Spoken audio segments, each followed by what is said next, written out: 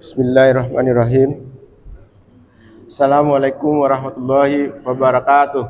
Waalaikumsalam warahmatullahi wabarakatuh.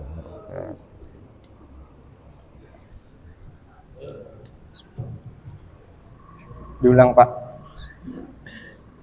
Mic-nya kurang ini. Assalamualaikum warahmatullahi wabarakatuh. Waalaikumsalam warahmatullahi wabarakatuh. Ini aja nih. Alhamdulillahirrahmanirrahim. Alhamdulillahirrahmanirrahim. Wa bihi nasta'in ala umuri dunya waddin. Asyhadu an la ilaha illallah, asyhadu anna Muhammadan abduhu wa rasuluh. La nabiyya ba'd, amma ba'du. Rabbi shrah li sadri wa yassir li amri wa hlul 'uqdatam min lisani yafqahu qawli. Rabbi zidni ilman warzuqni fahma. Maha suci Allah, segala puji puja alhamdulillah.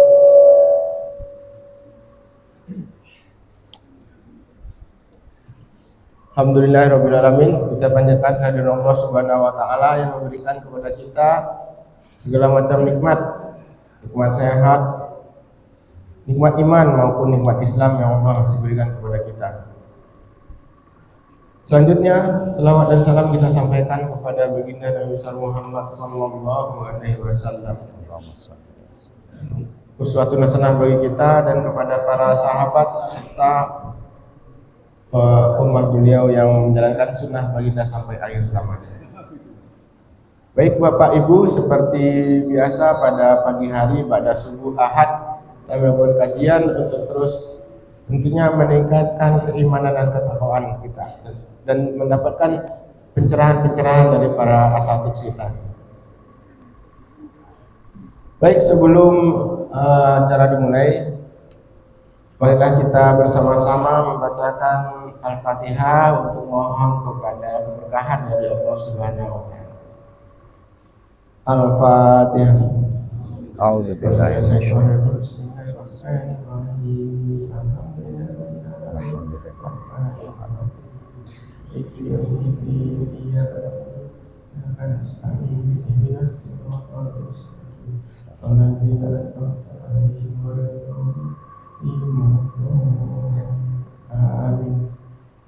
Amin ya rabbal alamin. Semoga kita semua yang hadir pada pagi hari ini dan juga keluarga-keluarga kita mendapatkan berkah Ramadan Allah Subhanahu wa taala. Amin ya rabbal alamin. Baik Bapak Ibu, agenda berikutnya yaitu penyampaian materi pagi hari ini bersama kita Pak Ustaz Taufik MZ hadir. Beliau akan menjelaskan kepada kita mengenai tema tasfiyatun nafs ya.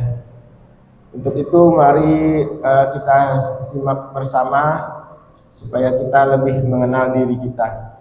Jangan-jangan kita belum kenal nih sama diri kita sendiri gitu ya. Nah, kita simak bersama, nanti setelah itu ada diskusi atau waktu untuk tanya jawab kalau ada Bapak Ibu yang kurang jelas.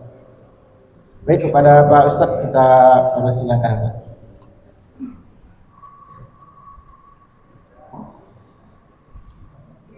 Bismillahirrahmanirrahim.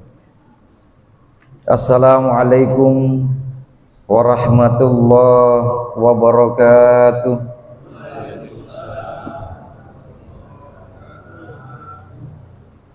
Alhamdulillahi rabbil alamin.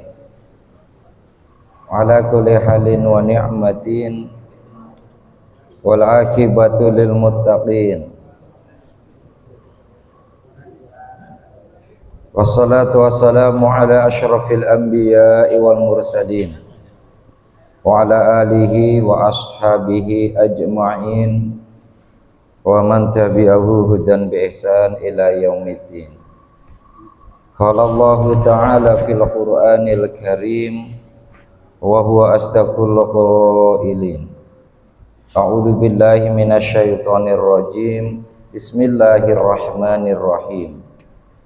Wa nafsi wa ma sawwaha fa alhamaha fujuraha wa taqwaha qad aflaha man zakkaha wa qad khaba man dassaha. Sadaqallahul azim wa sadaqa rasuluhul habibul karim wa nahnu ala dzalika minasyahidin wa syakirin. walhamdulillahi rabbil alamin, amma ba'd. Faya ayyuhal hadirun, faya ibadur rahman, hadratal kiram al muhtaram, para satid, para guru, semoga kita doakan bersama-sama insyaallah senantiasa diberikan sihat, senantiasa dikaruniakan inayah dan hidayah Allah Subhanahu wa taala. Asy-Syaikh wal masyayikh, sesepuh, bini sepuh yang insyaallah mudah-mudahan kita doakan tetap istiqomah dalam beribadah dan mutmainnah dalam bermuamalah. Hadirin jamaah sekalian, jamaah Ahad pagi Masjid Al-Ikhlas yang insyaallah senantiasa dicintai dan mencintai Allah. Alhamdulillah, bersyukur kita kepada Allah Subhanahu wa taala. Allah karuniakan sehat kita, Allah berikan kita dengan haula, dengan kuwata. Maka sering kita sampaikan, sering kita ucapkan la haula wala quwata illa billah. Allah berikan kesehatan, Allah mampukan kita, Allah berikan kesempatan kita untuk bisa bersama-sama. Mungkin sebagian di antara kita sudah melaksanakan rakaat demi rakaat di sepertiga malam dengan hajat, tahajud maupun witir dan lain sebagainya. Kemudian hari ini bersama-sama di subuh yang mulia ini kita diberikan kesempatan oleh Allah untuk bersama-sama bisa melaksanakan sholat subuh berjamaah. Maka tentu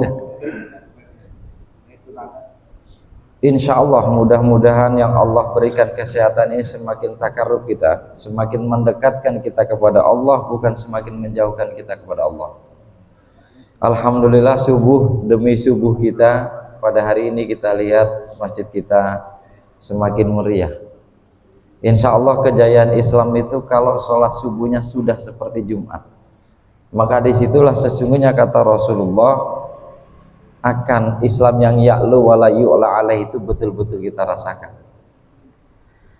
Bapak Ibu jamaah sekalian yang berbahagia, mari kita bersalawat dan bersalam kepada baginda Rasul Muhammad sallallahu alaihi wasallam sebagai ungkapan rasa cinta kita kepada baginda Rasul. Maka insya Allah mudah-mudahan harapan kita bukan hanya kita yang menunjukkan cinta kita kepada baginda Rasul, tapi Rasul juga cinta kepada kita. Karena pada akhir nanti ketika amal ibadah kita di sisi Allah Subhanahu wa taala tidak bagian dari yang diridhoi Allah Subhanahu wa taala, maka sesungguhnya syafaatul utma, harapan terakhir yang kita harapkan kalau kita dicintai baginda Rasul, kita mengenal baginda Rasul, insya Allah beliau juga mengenal dan mencintai kita sebagai umat yang senantiasa bersolawat. Jamaah sekalian yang berbahagia, insya Allah pada pagi hari ini, susahnya biasanya dikasih di sini, ini bukanya agak susah. Jamaah sekalian yang berbahagia, pada kesempatan pagi ini kajian kita dari Syekh Nawawi Al-Bantani yang mensyarah dari Ibnu Hajar Al-Asqalani dalam kitab Nasaihul Ibadnya. Maka insya Allah yang akan kita kaji bersama-sama, ada kerenan dikit.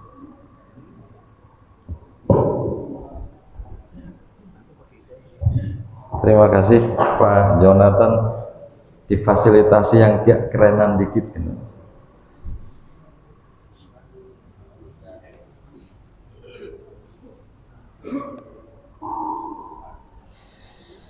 Mari kita mulai jamaah sekalian yang berbahagia pada kajian Ahad pagi ini dengan satu ungkapan atau quote. Man wa'adha akhahu sirran faqad nasahahu wazanahu.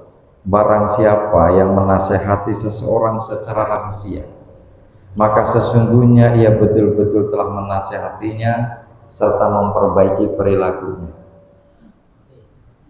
Wa man wa'adahu alaniyatan faqad fadahahu wa syanahu. Dan barang siapa yang menasihati seseorang di muka umum, maka sebenarnya ia telah menjelek-jelekan dan membuka aibnya.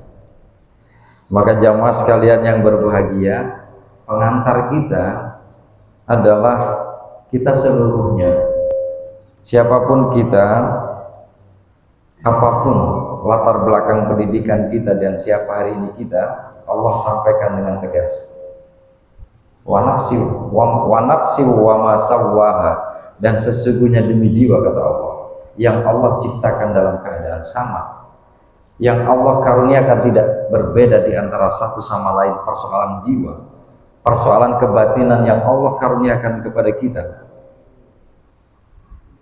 Fa'alhamaha fujuraha wa taqwaha, maka Allah ilhamkan, Allah masukkan ke dalamnya fujuraha wa taqwaha, kejelekan-kejelekan dan ketakwaan-ketakwaan yang masuk dalam jiwa-jiwa kita, berangkat dari status yang sama. Maka kalau kita sering hadir di majelis taklim, sering hadir pada kebaikan-kebaikan, maka itu sesungguhnya kita mencari, sesungguhnya kita mengkondisikan diri kita untuk yang masuk dalam diri kita itu takwaha, nilai-nilai ketakwaan. Dalam rangka kita bersama-sama menjaga ketakwaan kita, maka kita harus berbaur dengan orang-orang baik dalam lingkungan kebaikan. Niat dari pagi doa kita adalah, ya Allah, temukan kita dengan orang-orang baik. Ya Allah, temukan kami dengan orang baik dan membawa kebaikan baik untuk saya, baik untuk keluarga dan untuk lingkungan serta untuk masyarakat lebih luas. Itu doa yang harus kita ucapkan. Karena interaksi kita tentu berbagai macam persoalan, berbagai macam dimensi dan latar belakang orang yang akan berinteraksi dengan kita. Tapi ingat, karena tadi landasannya wa nafsi wa ma sawwaha, kita nggak boleh memandang orang berbeda.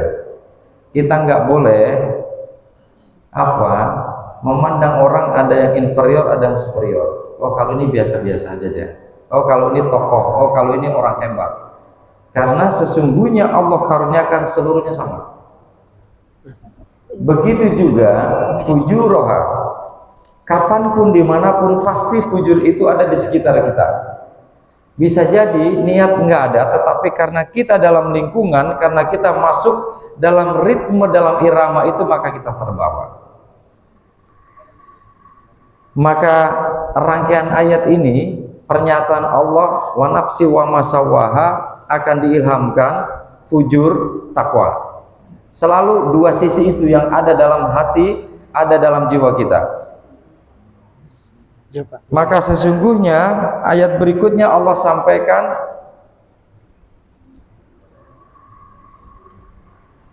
beruntunglah orang-orang yang senantiasa membersihkan jiwanya.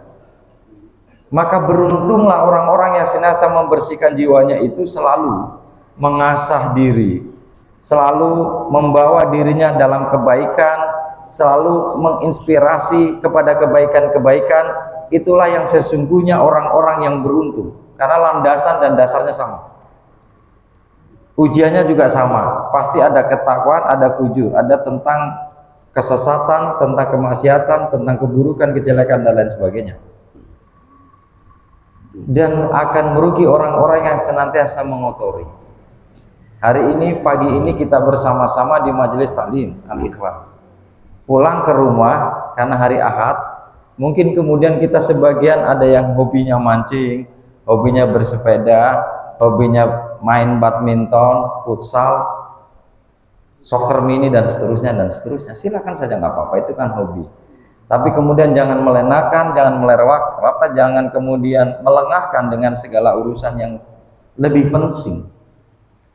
Itulah maka dihadapkan kita pada sebuah pilihan-pilihan, mau istiqomah, mau tumakninah, atau mau ya ngaji-ngaji. Tapi kalau kemudian di jalanan kita ada hal-hal yang tidak baik kita lakukan, ya biasa saja, nanti kita minta maaf, kita bertaubat, beristighfar, menganggap semuanya akan bisa bersih, bisa kotor, bisa bersih, bisa kotor. Itu kan kebanyakan di antara kita.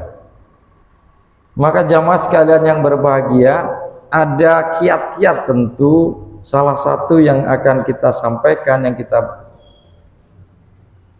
bacakan pada pagi ini adalah apa yang disampaikan oleh baginda Rasul Muhammad sallallahu alaihi wasallam, al-maqalah ruwiya anin Nabi sallallahu alaihi wasallam, diriwayatkan dari baginda Rasul Muhammad sallallahu alaihi wasallam, man ahana khamsatan khasira khamsatan, barang siapa yang meremehkan 5 perkara, dia tidak menganggap penting 5 perkara, artinya bahwa meremehkan ada 5 golongan manusia yang meremehkan 5 perkara, maka dia akan mendapatkan kerugian dalam 5 hal, 5 perkara lainnya, atau rusak baginya hal-hal 5 tersebut, kira-kira gitu. Yang pertama, jamaah sekalian yang berbahagia, man istakhaffa bil ulama, barang siapa yang meremehkan, merendahkan, tidak menganggap penting, mengabaikan para ulama, maka di Indonesia itu alim ulama, para alim, para ulama, al-alim, al-alamah. Alim itu yang memahami, yang mengerti, karena tentu literasi, referensi keilmuannya luar biasa. Banyak para alim, ulama, al-alamah yang memberikan pemahaman dengan kebijakan, bisa menenangkan umatnya, memberikan mendeliver keilmuannya itu tentu biqadri ukulihim. Al-alim, al-alamah yang paham dan bisa memberikan pemahaman dengan kecerdasannya, itulah yang kita ikuti. Maka tidak gampang masuk Majelis Ulama Indonesia itu, tidak semua orang alim masuk. Karena kalau nggak dikaruniai al-alamah yang bisa memberikan ketenangan kepada umat, yang bisa memberikan pemahaman kepada umat, kan banyak Pak, orang pandai cendekia untuk dirinya, pintar untuk dirinya. Ya para profesor itu kan karena penelitian, karena sebuah kajian, pintar untuk dirinya, tapi belum tentu ketika ngobrol di masyarakat nyambung. Ketika dia menyampaikan banyak pikiran, banyak temuannya nyambung dengan masyarakat. Maka mending menjadi masyarakat biasa-biasa saja, tapi yang bisa nyambung dengan kanan kiri, bisa humble kepada para sesamanya. Kan sesungguhnya yang kita inginkan kan bukan khairun nas anfa'um linafsi, tapi khairun nas anfa'um linnas. Sebaik-baik orang adalah orang yang bisa memberikan manfaat kepada orang lain, bukan manfaat kepada dirinya. Yang pertama, jamaah sekalian yang berbahagia, barang siapa yang meremehkan man istakhaffal ulama khosiraddin, maka dipastikan dia akan mendapatkan kerugian dalam persoalan agama. Dengan siapa dia akan bertanya, dengan siapa dia akan meminta nasihat. Kepada para ulama dia mencibir, kepada para kiai, para alim dia tidak menganggap penting, tidak pernah bersilaturahim. Ketika dia kebingungan mendapatkan ujian hidup, dia bingung mau kemana, dia minta nasihat. Maka barang siapa meremehkan ulama atau tidak mengagungkan ulama atau tidak menganggap penting persoalan-persoalan ulama, tidak menganggap penting kajian-kajian pada para kiai, para asatid, para guru kita, maka rugi dalam urusan agama pasti.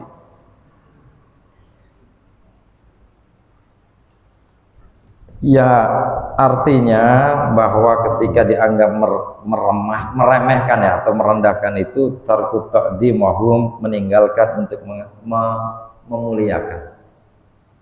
Kan boleh Pak, Rasulullah mengajarkan itu boleh memuliakan karena ilmunya, boleh memuliakan karena usianya, nggak boleh memuliakan karena hartanya, nggak boleh memuliakan karena jabatannya. Rasul ajarkan begitu. Maka tentu dengan para ulama merendahkan itu dengan tarku ta'dimah. Kita tidak menganggap, tidak mengagungkan. Mengagungkan itu bukan berarti juga tidak boleh ada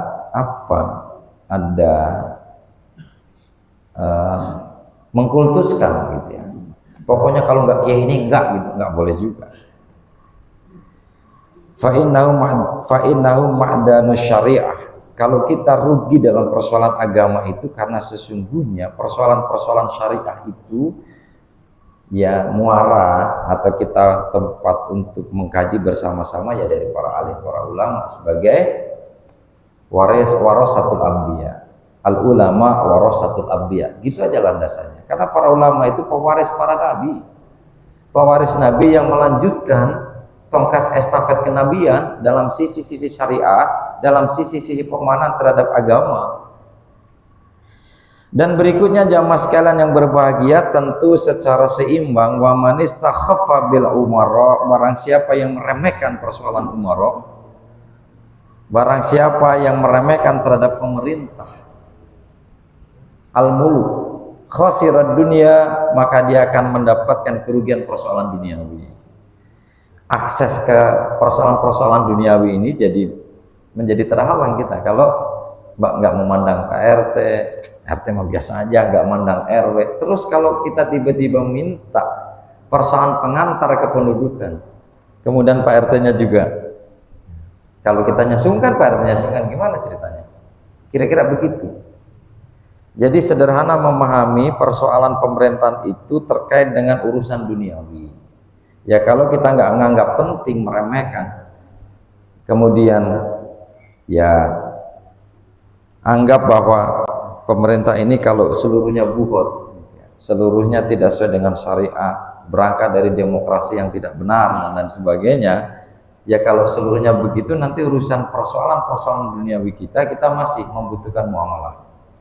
Toh jalan kita ketika ancur-ancuran, kita butuh perbaikan jalan, kemudian nggak mau mengenal, nggak mau mengerti, nggak mau melaksanakan musyawarah dengan pemerintah, ya repot juga. Karena yang mengurusi hajat kita secara keduniawian, sementara mereka li'annahum alladzina yurattibuna umurad dunya, mereka itu yang mengatur, mereka itu yang diberikan mandat, diberikan amanah mengurus persoalan-persoalan duniawi. Maka mari ya kita hormati juga, maka mari kita jaga hubungan yang baik, kira-kira gitu, dengan tidak ya hanya kritik-kritik yang tidak membangun.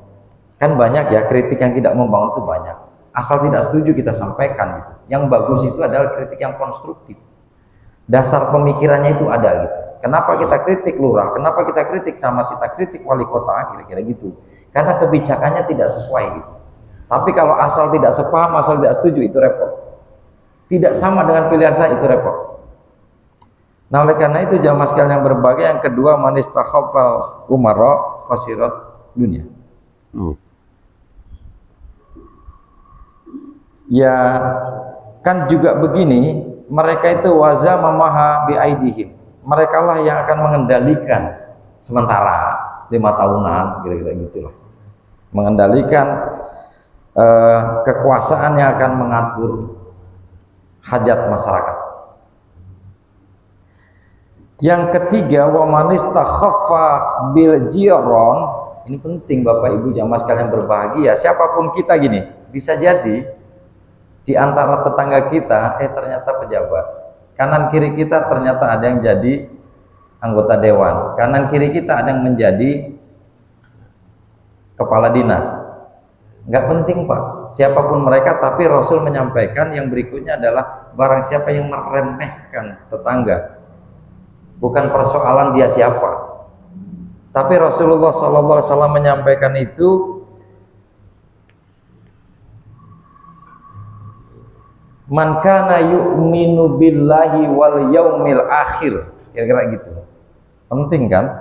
Barang siapa yang ingin disebut dalam dirinya, barang siapa yang ingin dikatakan, barang siapa yang ingin masih ada dalam dirinya orang yang disebut dengan beriman kepada Allah dan beriman kepada yaumul akhir, falyukrim jarahu, maka muliakan tetanggamu, maka muliakan tetangganya. Wa man istakhaffa bil jiran, yang meremehkan tetangganya, maksudnya al-mujawarina fil masakin min jami'il jihad, yaitu tetangga yang dari berbagai macam arah. Tetangga itu jangan hanya dilihat kanan kirinya gitu Pak Ibu sekalian, tempat kita tinggal dari berbagai macam arah, ada belakang, ada depan, ada samping kanan, samping kiri, itu tetangga Pak. Maka kadang-kadang Bapak Ibu sekalian, kita baik kepada yang kita bisa toleh. Begitu ngeliat kanan kita bisa berbagi nasi goreng, lihat kiri kita bisa bikin mie goreng kemudian kita antar, tapi depan nggak kita perhatikan, belakang kita abaikan, berarti belum sempurna kita bertetangga Pak. Maka usahakan setidak-tidaknya kalau kita mengantarkan ke kanan, ke kiri, depan juga jangan sampai tidak diantarkan. Adanya 2 kita bagi 4 Pak. Kira-kira gitu. Yang tadinya 1-1 ya setengah-setengah nggak apa-apa. Yang penting tidak menyinggung. Yang penting bahwa kita bisa adil. Karena apa? Barang siapa yang merendahkan persoalan tetangga, khasirul manafi', maka dia akan rugi dalam hal persoalan kemanfaatan. Kita nggak pernah tahu dari mana kita ditolong oleh Allah, tetangga mana yang memberikan manfaat kepada kita. Artinya bukan berarti saling memanfaatkan, bukan berarti karena dia baik maka kita baik, yang tidak baik ya kita tidak perbaiki, kira-kira gitu. Yang asas manfaat, kalau bahasa ekonomi itu siapa yang bisa memberikan apa dalam prinsip ekonomi itu, yang keuntungan sama-sama itu, memberikan keuntungan yang sama, kerjasama yang saling menguntungkan, simbiosis mutualisme lah, kira-kira gitu. Yang enggak gitu juga. Oleh karena itu Bapak Ibu jamaah sekalian yang berbahagia, kita boleh punya saudara hebat, saudara yang banyak. Saudara kita yang jadi dokter, saudara kita yang jadi anggota dewan, saudara kita mungkin yang jadi pejabat. Tapi ketika persoalan tetanggaan, persoalan lingkungan kita sakit, emang saudara kita yang dokter datang duluan. Tetangga kita, Pak. Begitu rumah kita katakan ambruk, emang saudara kita yang kontraktor datang duluan, Pak. Tetangga kita yang bantu nyingkirin, Pak. Ketika kita butuh sesuatu, kita kemalingan, emang saudara kita yang jadi polisi, yang jadi tentara yang datang duluan, Pak. Tetangga kita yang menghibur, Pak. Tetangga kita yang membantu, Pak. Tetangga kita yang menenangkan. Maka mari sama-sama, bukan berarti azas kemanfaatan, tapi yang bisa memberikan manfaat yang lebih cepat adalah tetangga. Maka jangan pernah meremehkan tetangga. Jangan pernah meremehkan urusan tetangga. Nggak menganggap penting gitu, Pak. Nggak peduli kepada tetangga. Tetangga kita lagi ada apa, nggak peduli, Pak. Ibu sekalian. Maka yang kedua adalah wa manis takhaffa bil jiran khasiral manafi. Artinya al khairat allati yatawassalu biha ilal matlub. Maka dari kebaikan-kebaikan yang menjadi wasilah di antara satu sama lain, dan yang kan kita mengharapkan sebetulnya, Pak. Matlub itu mengharapkan. Maka bahasa matlub itu sering gini, Pak. Kalau kita bertamu gitu, ini bahasa-bahasa pesantren, bahasa-bahasa orang-orang Arab itu enak sebetulnya, Pak. Bahasa pesantren itu begitu duduk, kita bertamu, mau minum apa, Pak? Mau minum apa, Mas? Kopi, teh? Ya, seikhlasnya saja. Maka dihidangkan kopi, teh, makanan banyak. Hadza wal matlub. Ya ini yang diharapkan, kira-kira gitu. Kan tuan rumahnya nggak tahu, Pak. Begitu kita mau hadza wal matlub. Ini yang diharapkan. Hadza min fadli rabbi. Inilah keutamaan dari Allah Subhanahu wa taala. Ruwiya annahu sallallahu alaihi wasallam, diriwayatkan dalam hadis yang lain, wa qala walladzi nafsi biyadihi la yu'minu 'abdun hatta yuhibbu li jari ma yuhibbu li nafsi. Rasulullah dalam hadis atau dalam riwayat lain menyampaikan, demi Allah atau demi zat yang diriku dalam genggamannya. Bayangkan saking pentingnya persoalan, Pak. Begini, baginda Rasul Muhammad SAW itu kalau dalam hal yang sangat urgent, sangat penting, dia menyandarkan kepada Allah. Demi Allah, demi zat yang aku dalam genggamannya. Berarti langsung, Pak, menghubungkan kita sebagai abd dengan ma'bud yang disembah, dengan makhluk sang kholik yang menciptakan. Berarti penting. Maka Rasulullah SAW dalam riwayat yang lain menyampaikan, hadis berikutnya adalah walladzi nafsi biyadillah yu'minu, tidak beriman abdun, seseorang enggak mukmin lagi, Pak, tapi abdun, siapapun kita dalam posisi yang sama menjadi hamba, hatta yuhibbu li jari, sampai kemudian dia mencintai saudaranya sebagaimana dia mencintai dirinya. Maka ketika memberikan apapun kepada saudara-saudara atau tetangga kita, itu apa yang kita cintai, Pak. Jangan makanan yang sudah tidak kita senangi, yang sudah mulai basi diberikan tetangga. Justru yang kita senangi. Kita hari ini punya A misalkan, ya berikan A. Kemudian hari ini punya A, besok punya B, Pak. B yang kita cintai, A yang kita beri. Ya sudah basi, Pak. Sudah nggak enak. Sebagaimana yang kita mencintai kita, ya itulah wujud aplikasi kita mencintai tetangga kita. Itu yang disampaikan oleh baginda Rasul. Oleh karena itu Rasulullah SAW juga penting banget ini, maka selalu disusun. Wa qala wa ruwiya annahu sallallahu alaihi wasallam qala innallaha ta'ala yuhibbur rijal lahu jarun su'un yu'dhihi fayasbiru ala adahu wa yahtasibuhu hatta yakfihi. Sampai kemudian kata Rasulullah sallallahu alaihi wasallam, "Inna Allah Ta'ala, sesungguhnya Allah Ta'ala yuhibbur rijal, mencintai orang yang dia punya tetangganya itu nyakitin dia, Pak. Tetangganya itu su'un, tetangga yang jelek, tetangga yang kurang baik, yang selalu tidak justru memberikan kemanfaatan, tapi menyakiti, tapi dia sabar. Wa yasbiru ala adahu, dia sabar terhadap ujian tetangga.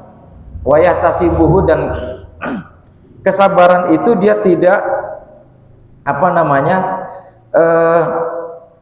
memberikan maaf kepada tetangga yang selalu nyakitin itu gitu.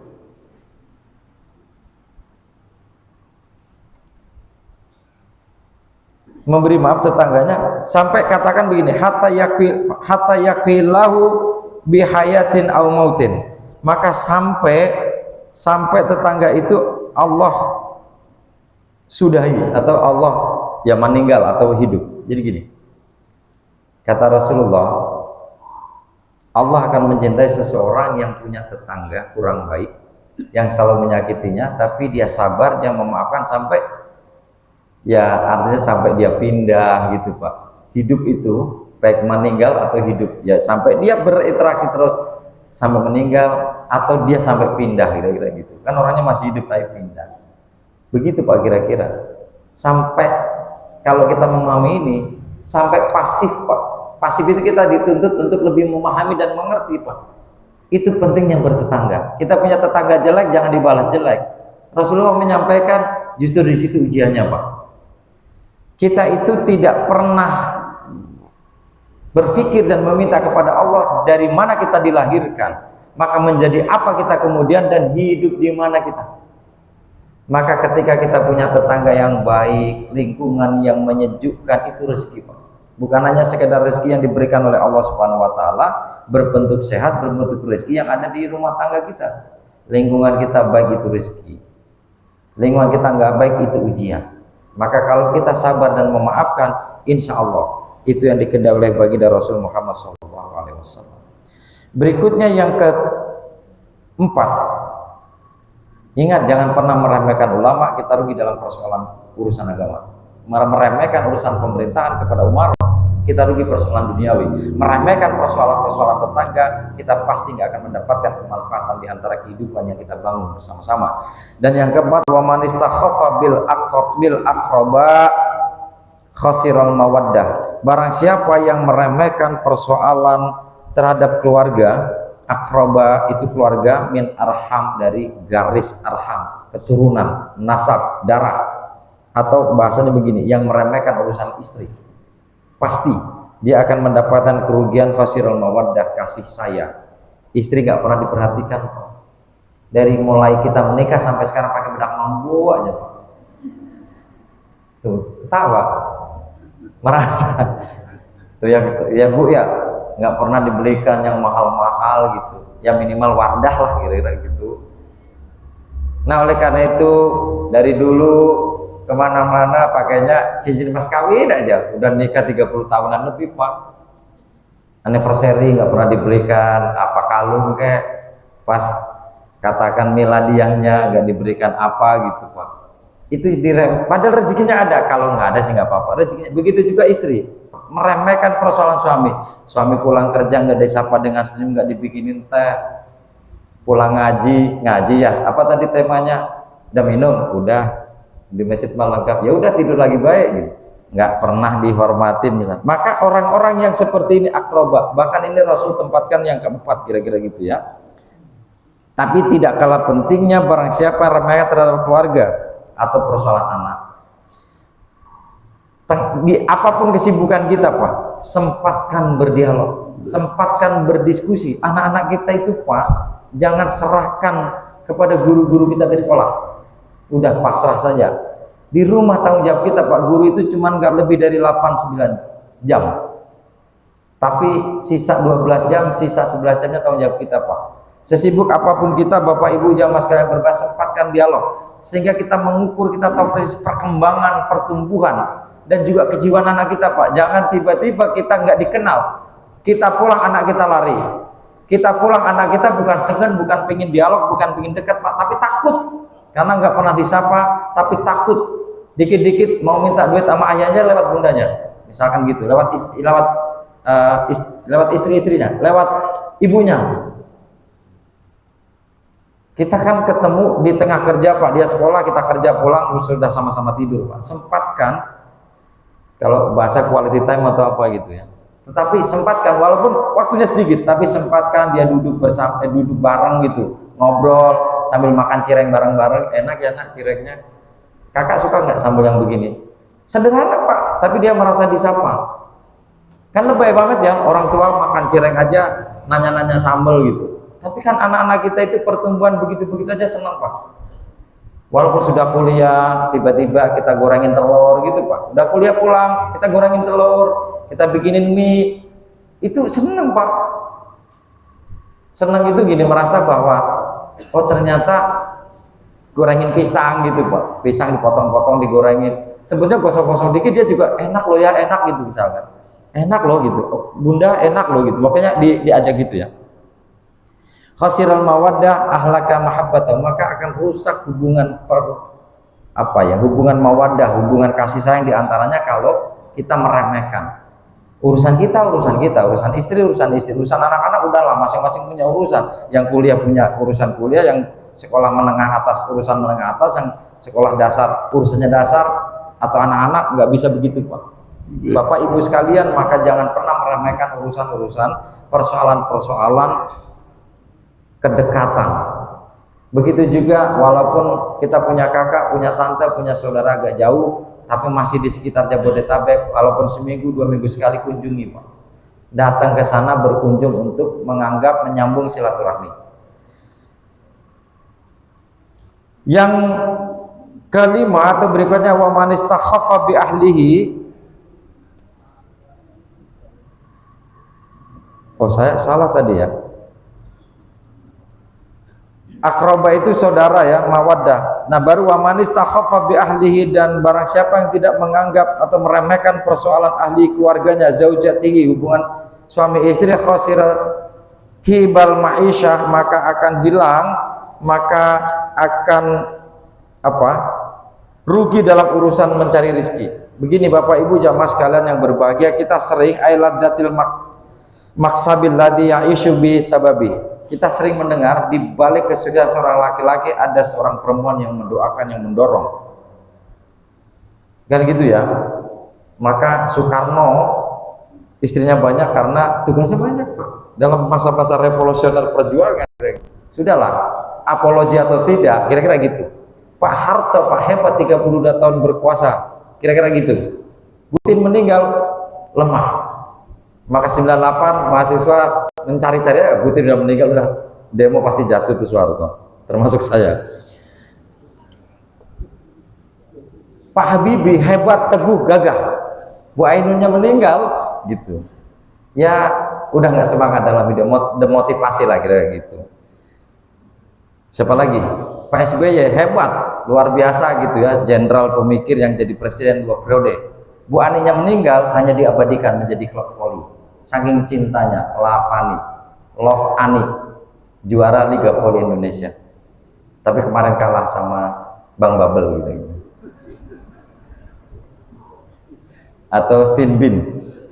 Jadi Bapak Ibu jamaah sekalian yang berbahagia, barang siapa yang meremehkan persoalan suami istri, ahli keluarga, khosiratibal ma'isyah, maka akan rugi dalam persoalan ma'isyah. Ma'isyah itu kan mencari nafkah, mencari rezeki, saling menghargai satu sama lain, rezeki. Nah kadang-kadang kan filosofinya gitu nih, istri atau perempuan tuh banyak menangnya. Uang laki-laki ya uang istrinya, uang istri nggak uang laki-lakinya, uang lakinya gitu. Ya kan? Uang kita, uang istri. Tapi uang istri bukan uang kita. Begitu apa-apa, ya mohon maaf, bukan berarti mengungkap persoalan perceraian gitu ya. Ketika perceraian saja kan ada harta gono gini Pak. Harta gono gini itu bukan hartanya istri loh Pak. Harta yang dicari bersama-sama selama bareng-bareng, ya laki-laki yang nyari Pak. Tapi begitu cerai harta gono gininya yang dibagi. Harta istri nggak dimasukin Pak. Harusnya fair ya, harusnya kan fair. Ayo simpenanmu berapa, kalau udah kumpulin jadi satu baru dipisahkan, enggak. Sebenarnya dia lebih banyak dapatnya Pak, walaupun dalam waris dia dapat setengah, kita satu. Tapi keadilannya dia akan mendapatkan laki-laki yang mendapatkan waris satu juga, sebenarnya sama Pak.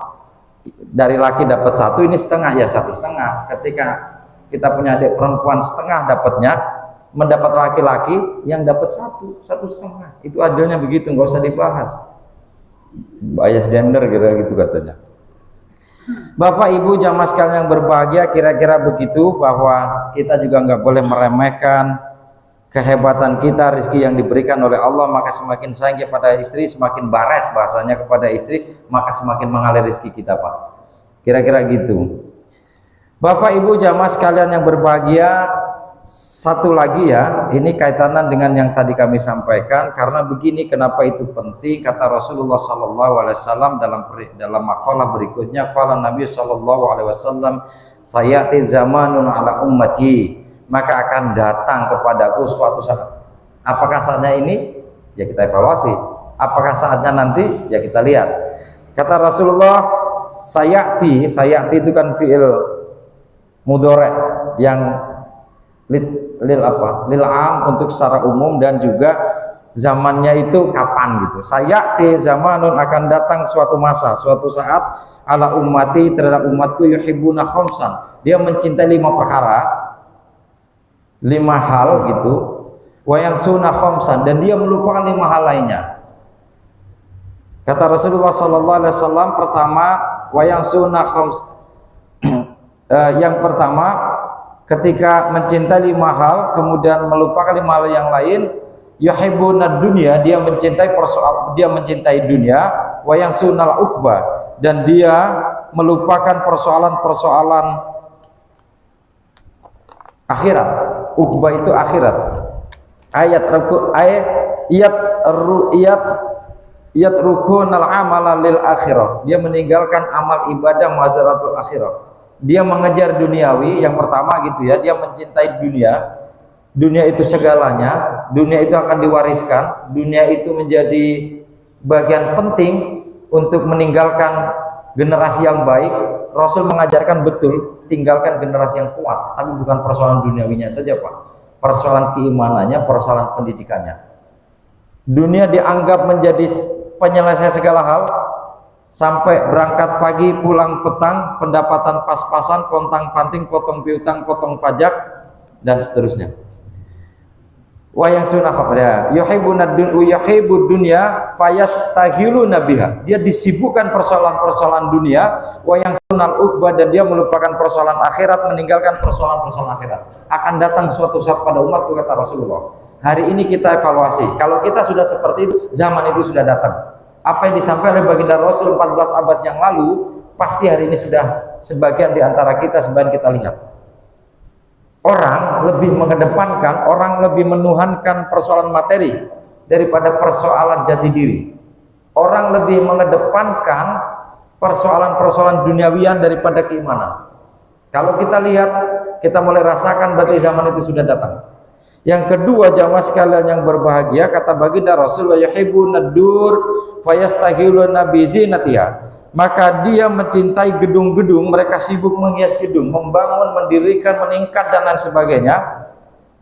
Wa yang sunal kubur, dia melupakan kuburan. Ayat rukunal amala litanwiriha, dia melupakan bukan berarti persoalan kubur, tapi bagaimana persoalan yang bisa menerangi kita di alam kubur. Sudah kita lihat Pak, dari kita lihat sederhananya begini, NASA dulu Pak melihat dari apalah istilahnya, ya pokoknya dari atas lah kira-kira gitu. Dulu kan tembok Cina kelihatan, kira-kira gitu. Dulu apalagi, sekarang yang kelihatan itu yang itu loh Pak, yang pulau buatan Palem itu Pak. Artinya bahwa apa yang tertinggi itu Burj Khalifa, kemudian di Mekah juga gedung tinggi-tinggi, semuanya itu memperbaiki itu. Semuanya, kalau di antara kita juga berpikir mementingkan persoalan memperbaiki rumah, persoalan gedung, persoalan apa yang sudah 3 lantai masih kurang, dibikin 3,5 lantai, dibikin rooftop, dibikin kolam renang, dan seterusnya, tapi kita melupakan kubur. Melupakan kubur itu artinya begini, Kalau besok di yaumul hisab Pak, di mizan, di mahsyar, kita ini bareng-bareng Pak, nggak khawatir kita Pak. Sebagaimana kita hidup sekarang kan bareng-bareng, nanti di akhirat bareng-bareng, hatta di surga juga kita bareng-bareng insya Allah, amin Allahumma. Yang di neraka juga bareng-bareng Pak. Yang paling berat di alam kubur karena kita sendiri Pak, masing-masing Pak, dipukul, dipalu sehari-hari karena nggak pernah ada kanan kiri yang peduli Pak. Maka kita melupakan kubur itu artinya bukan persoalan nanti kalau kita meninggal jadi kubur udah selesai 1 kali 2 meter, tapi bagaimana yang bisa menerangi di alam kubur itu, bagaimana kita mempersiapkan kira-kira amalan-amalan ibadah apa, zakat apa, infak, sedekah jariah, bagaimana amalan apa yang bisa menerangi kuburan kita gitu. Maka Rasulullah menyampaikan yang kedua, katanya akan datang kepada umatku mereka mencintai dur, bayuhibuna dur, mencintai gedung-gedung tinggi, memperbaiki, menghiasi dan lain sebagainya, wa sunal kubur. Yang ketiga, wayuhibunal mal fayastaghiluna bi jam'ihi, dia mencintai harta benda, sibuk mengumpulkan harta benda. Maka siapa itu pemilik, ya saya nggak sebut nama lah ya, tapi yang kira-kira bisnisnya itu 7 turunan nggak bisa habis gitu. Bahkan ramai kalau tiba-tiba inflasi yang dulu digadang-gadang akan bertahan 30 tahun dalam bisnis misalkan, sekarang udah pada rontok. Saya itu baru buka-buka catatan buku saya Pak, ternyata kata ibu saya itu keturunan orang paling kaya sePekalongan Pak. Dulu juragan batik paling gede sePekalongan, tapi saya keturunan ke-8 Pak, yang hartanya 7 turunan gak habis. Saya keturunan ke-8 udah gak dapat apa-apa, 7 turunan aja gak dapat, apalagi yang keturunan ke-8. Kira-kira gitu. Wayang sunal hisab, dia tidak, dia melupakan hisab. Ay yaghfuluna an hisabillahi ta'ala iyahum bihi fa innal mala halaluhu hisabun wa haramu iqabun. Gini, hisab itu bukan berarti yaumul hisab. Ketika dia sibuk mengumpulkan harta benda, dia melupakan hisab. Yang halal pun akan dihisab oleh Allah Pak. Yang halal, yang rizki halalan thayyibah yang kita peroleh, kita makan, kita tasarrufkan kepada anak istri kita, itu akan dihitung oleh Allah sebagai kebaikan, sebagai amal yang memperberat timbangan kita di mizan. Begitu juga yang kita peroleh dari subhat, dari haram, itu akan diikop, akan diberikan ganjaran, akan diberikan yang setimpal, yaitu ikobun, siksaan. Gini maksudnya, kalau kita ngumpulin harta demi harta, kalau yang baik, yang halal, yang berkah, itu kan diberikan pahala oleh Allah, ditimbang menjadi kebaikan kita. Maka yang haram, yang subhat, apalagi haram, yang remang-remang gitu, itu juga nanti dihitung Pak. Ngapain dikumpulin banyak-banyak kalau itu mendatangkan siksa? Ngapain dikumpulin banyak-banyak dari suap, dari apa, hadiah yang tidak sebagaimana hadiah gitu. Hadiah kok punya kepentingan, itu namanya bukan hadiah Pak. Hadiah itu ya normal saja. Oh lebaran, saya punya sarung 2, saya kasih 1, nggak ada kepentingan apapun Pak.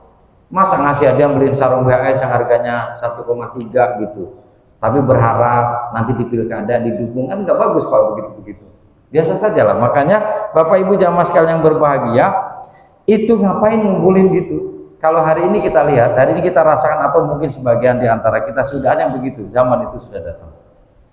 Maka pasti pelan atau tidak, sadar atau tidak, kalau sudah ada di lingkungan kita, ya berarti kita mau tidak mau berinteraksi dengan mereka, mau ngikut atau mau tidak, mau biasa-biasa saja. Kan gini Pak, kalau bapak-bapaknya saya yakin Pak, kuat, teguh, seperti BNI 46 gitu, kokoh, sebagaimana semen 3 roda. Tapi kan anak istri Pak, kadang-kadang ini ibu-ibu nih suka godain anak gitu. Ya kalau tiap minggu orang itu enaknya jalan-jalan ke sono kemari, udah bawa mobil ya, dan sebagainya. Kan prihatin juga kita kalau nggak punya mobil gitu. Anak udah 6 misalkan, naik motor 3 aja nggak cukup kira-kira gitu Pak. Kan boncengan-boncengan semua, berarti kan kalau 3. Nah gitu-gitu Pak. Nah oleh karena itu jamaah sekalian berbahagia, yuk ibu-ibu bapak, terutama ibu-ibu ini, kalau sudah mendengar begini, maka semua hal yang ada diamanatkan oleh Allah untuk kita, itu pasti ada perhitungannya. Sarung yang kita pakai juga dihitung, buat apa, dari mana asalnya. Sarung kemudian buat kalungan doang, buat ronda doang, buat judi gitu ya. Kan banyak Pak sarung kan, orang judi pakai sarung. Karena ngerugupin biar kalau ada tetangganya nggak ngeliat gitu. Celana dibuat untuk apa misalnya. Yang berikutnya jamaah sekalian yang berbahagia, wa yuhibbunal iyal. Yang keberapa ini? Wa yuhibbunal iyal ay ahlal bait, dia mencintai keluarga. Dia mencintai keluarga. Wa yang sunal hur, dia melupakan bidadari fil jinan, dalam surganya. Jadi gini, istri kita itu insya Allah menjadi bidadari yang sampai, maka apa sih itu bahasanya, surga itu kamu, duniawi juga kamu, gitu ya. Romantis makan rokok minum gratis. Kalau mencintai itu jangan berlebihan Pak, mencintai karena Allah, karena dia akan melupakan bidadari surga. Sebetulnya juga di surga itu bidadarinya ya istri-istri kita. Wa yuhibbunan nafsa wa yansunallah. Nah ini yang disebut tadi oleh Pak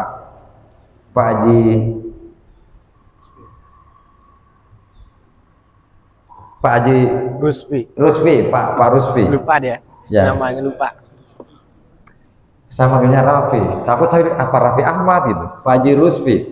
Wa yuhibbun nafsa wa yansunallah, dia mencintai dirinya Pak. Dia mencintai wa yansunallah, dia melupakan Allah. Maksudnya begini, bi ayat tabi'u murada anfusihim wa yatrukuna awamirallahi ta'ala. Hum amini buraun ay bu'ada wa ana minhum bariun. Jadi mencintai dirinya sendiri melupakan Allah, artinya mengikuti kehendak sendiri Pak, karena nafsunya. Kan banyak ya orang pintar dan menuhankan pemikirannya. Dia punya harta kemudian dia menganggap hartanya akan menyelamatkan dia. Dia punya segala sesuatu yang akan menjadikan sandara hidupnya, mengandalkan apa yang ada dalam dirinya. Dia melupakan Allah. Sesungguhnya alhamdulillahirabbil alamin, itu segala sesuatu itu, segala puji itu untuk Allah. Kalau Pak Rusfi tiba-tiba datang ke rumah mengantarkan baju, yang diucapkan pertama adalah alhamdulillah ya Allah, Kau telah karuniakan rezekimu melalui Pak Haji Rusfi. Tapi juga ucapan terima kasih Pak Haji Rusfi, mudah-mudahan berkah, ajaraka fima ataita wa baraka fima aqwaita, gitu Pak. Kalau diberikan sesuatu itu doakan, jangan makasih ya. Walaupun senyumnya lebar, kering dari makna Pak. Terima dengan tenang gitu Pak, pegang yang lama gitu Pak. Jangan mandang persoalan barangnya Pak. Ajaraka fima aqwaita wa baraka fima aqwaita, gitu Pak, doakan Pak. Bukan hanya doa ketika dia menerima zakat fitrah saja Pak. Bukan hanya ketika kita menerima zakat mal saja itu doa. Kita diberikan sesuatu ya doakan, semoga Allah membalas dan memberikan manfaat, dan Allah berkahkan apa yang masih ada dalam dirimu. Gak mungkin dong dia memberikan kita tidak ditinggal di rumah. Doakan juga Pak. Dia memberi makanan ke kita, ajaraka fima aqwaita, semoga Allah memberikan pahala apa yang kau berikan, dan Allah berkahkan apa yang ada di rumahmu, gitu Pak. Maka yakin orang itu akan senantiasa selalu memberikan lagi, karena berkah Pak, banyak, tambah gitu. Meninggalkan perintah-perintah Allah, maka kata baginda Rasul Muhammad SAW, mereka akan jauh dariku dan aku juga jauh darinya. Itulah nasihat baginda Rasul Muhammad SAW. Jangan pernah kita mengatakan umat baginda Rasul yang mencintai Rasul tapi tidak melaksanakan apa yang diperintahkan, apa yang menjadi sunnah-sunnah baginda Rasul. Kita malah jauh dari baginda Rasul. Kalau kita jauh, pasti Rasul juga jauh. Kita dekat, Allah dekat, apa lagunya gitu ya? Kita jauh. Ya kira-kira gitulah, Bimbo dulu menasihatin kita gitulah. Bapak Ibu jamaah sekalian yang berbahagia, kiranya itu mohon maaf atas segala khilaf dan mohon maaf atas segala hal yang kurang berkenan, baik dari sisi kurang santun dalam berucap dan kurang sopan dalam berperilaku. Kepada Allah saya mohon ampunan, mohon maghfirah kalau yang kami aturkan jauh dari syariah dan jauh dari akidah. Mohon maaf, wal afu minkum. Ihdinas siratal mustaqim, wallahul muwaffiq ila aqwamit thoriq. Nasrun minallah wa fathun qarib wa basyiril mu'minin. Wassalamualaikum warahmatullahi wabarakatuh. Waalaikumsalam warahmatullahi wabarakatuh. demikian tadi penjelasan yang cukup jelas dari Pak Ustadz.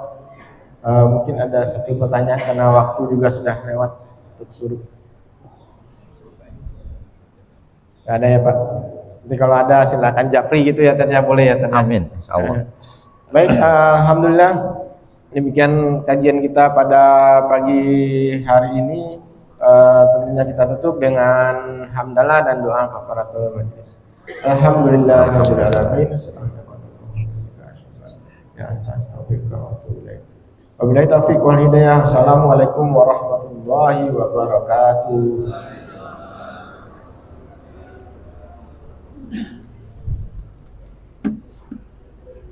Gak nyala loh ininya.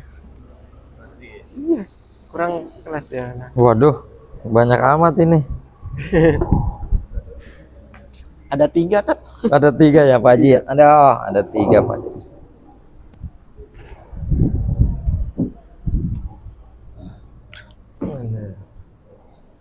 Gak kemana-mana hari ini Tat. Ini pelantikan PPS, Ji. Oh, Iya, langsung. panitia pemutih yang PPS tingkat kelurahan. Iya. Bang, apa ini?